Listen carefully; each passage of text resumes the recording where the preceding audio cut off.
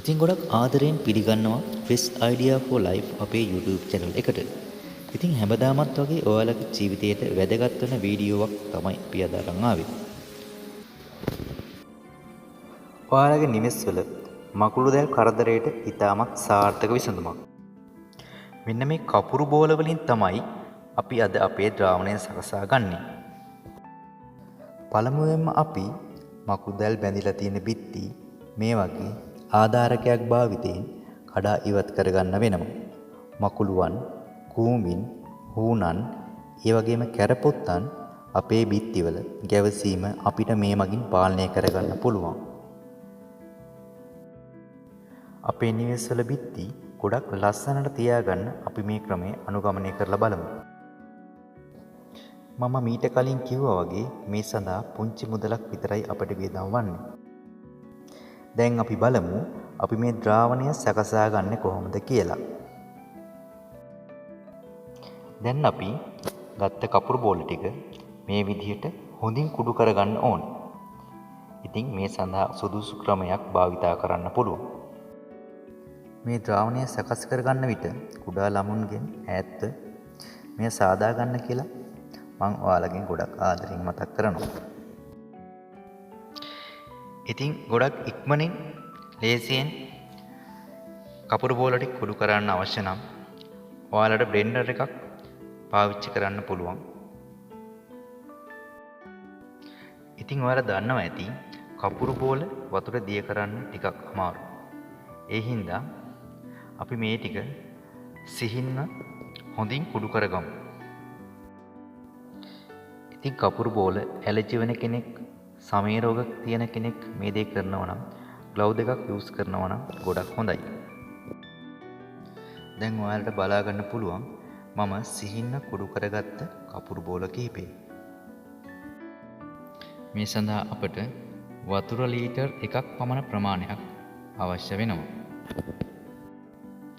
කපුරු බෝල 12ට වතුර ලීටර් 1ක් ප්‍රමාණවත්. දැන් අපි කුඩු කරගත්ත කපුරු කුඩු ටික භාජනයකට දාලා හොඳින් දිය කරගන්න අවශ්‍යයි. ඉතින් අපි මාස 3කට සැරයක්වත් මේ දේ කරනවා නම් මකුළු දැල් කරදරයෙන් අපිට බේරෙන්න පුළුවන්.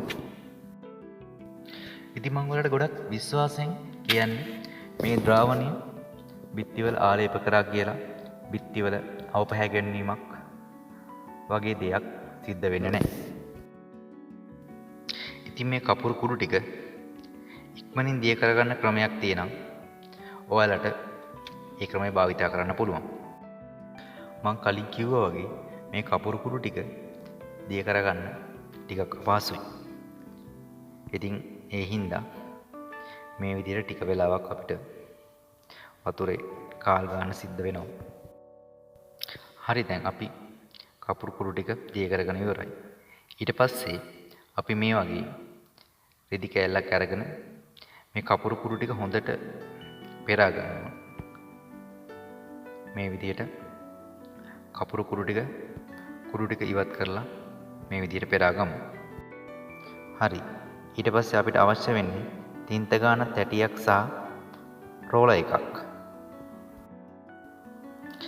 ඉතින් ඊට පස්සේ කරන්න තියෙන්නේ අපි මේ හදාගත්ත ද්‍රාවණය තින්ත ගාන විදිහට අපි පිරිසිදු කරගත්ත බිත්තියේ ආලේප කරන එක.